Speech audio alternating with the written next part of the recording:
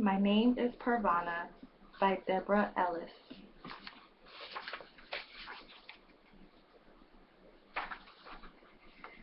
To those who get up every morning and face the struggle of the day.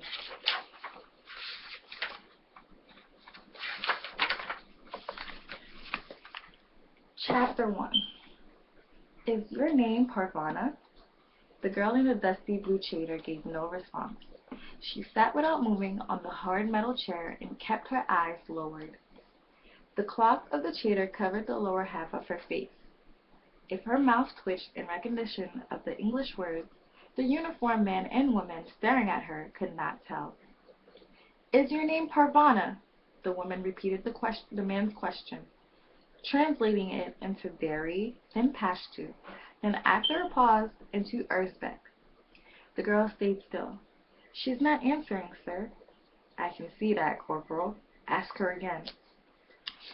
The woman cleared her throat, then repeated the question in all three languages.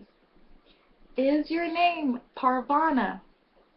The words were louder this time, as though it were a lack of volume that kept the girl from responding. The girl did not move, and she did not answer. She kept her eyes on a soft mark on the floor and did not look up. Sounds reached the little office, sounds muffled by walls and from far away. A truck engine, boots, pounding sand, a jet flying overhead, the whirl of a helicopter blade. The girl knew there were other people around. She had seen them when they rushed her from the truck and brought her to sit in the small room on this hard chair. She had not looked around then, either, keeping her eyes on the sand and rock of the yard, then on the cement block stairs, and then on the hard clay floor on the long hallway. Perhaps she's deaf, sir.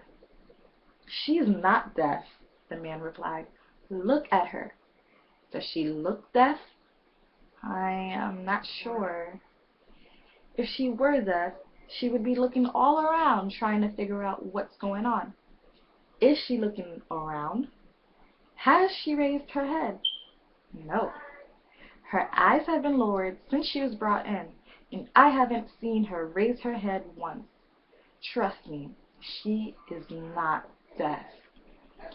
But she hasn't spoken, Major. Not a word. She probably said something when they grabbed her and put her in the truck. Did she scream or yell anything? No, sir. Well, what did she do? The girl in the blue chair heard the sounds of papers fluttering as the woman in the green army uniform read through a report. Sir, it says here that she stood still and waited. Stood still and waited. The man said the words slowly, as though he was chewing them around in his mouth. Corporal, what is your gut telling you about her? There was a pause. The girl in the blue chair imagined the woman was trying to figure out what sort of answer would please the major. Sir, I don't have enough information to be able to form an opinion.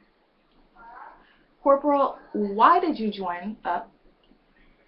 My Spanish teacher suggested it. She said I have an ear for languages, and the military could use me. You went to the Defense Language Institute in the Monterey. Yes, sir.